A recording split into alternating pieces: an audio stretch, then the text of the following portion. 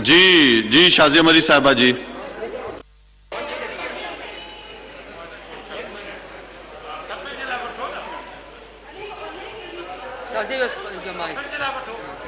Thank you deputy speaker साहब, बहुत शुक्रिया आपका। मैं जल्दी से, मुझे पता है कि जुम्मे का दिन है इसीलिए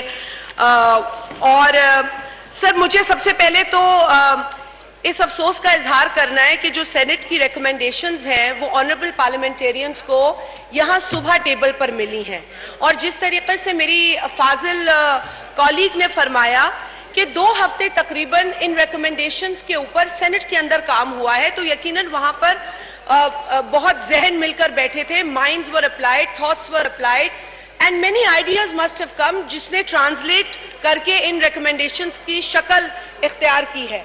अब क्या इस 342 अरकान के अवान को यह हक भी हासिल नहीं कि हमें कुछ टाइम इसको देखकर इस पर बात करने का मिले?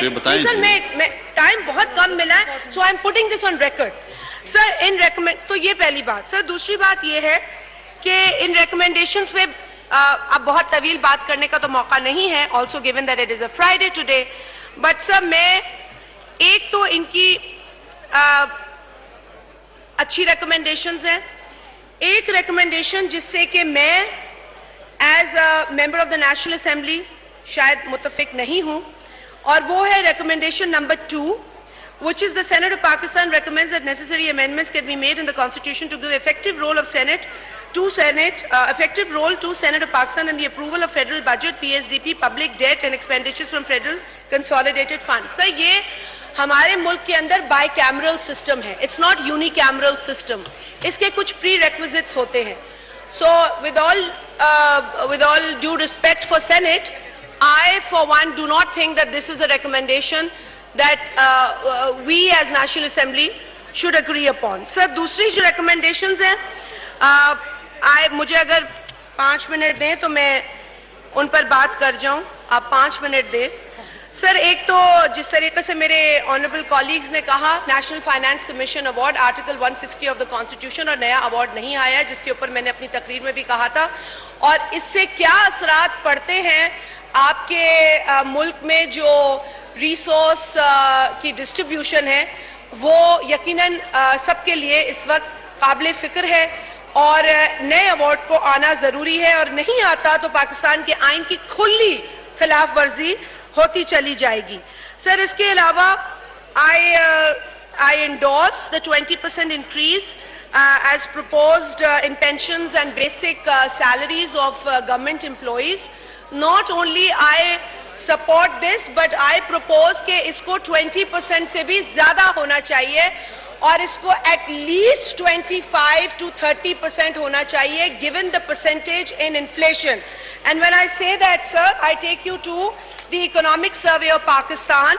Economic Survey of Pakistan का सर चैप्टर 7 है, और इसके अंदर इन्फ्लेशन जो पाकिस्तान में है उसका बार दिया हुआ है, और कितनी फ्लक्चुएट कर रही है, और इस वक्त कितनी हाई पे ये है इन्फ्लेशन, इसमें ये जिक्र है। और इसकी सर पहली अगर मैं 3 लाइंस आपकी इजाजत से पढ़ जाऊं, I just need 2 more minutes.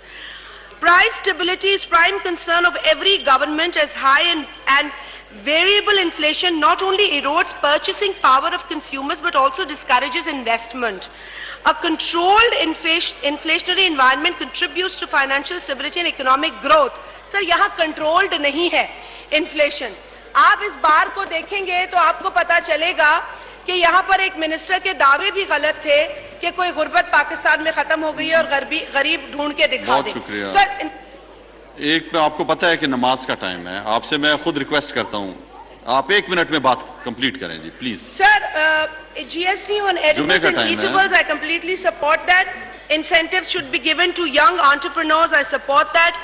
Sir, what I also want to recommend के यहाँ पर फाइनेंस मिनिस्टर ने कैटेगोरिकली स्टेट किया कि no new tax will be imposed on salaried class, लेकिन सर अफसोस के साथ कहना पड़ता है कि 10% tax has been imposed on GP fund. I request the Honorable Finance Minister to withdraw this fund.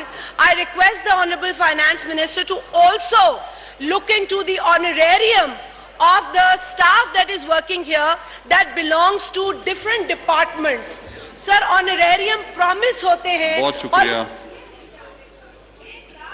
एक लास्ट जुमला बोलने दें जी ने Sir, it's very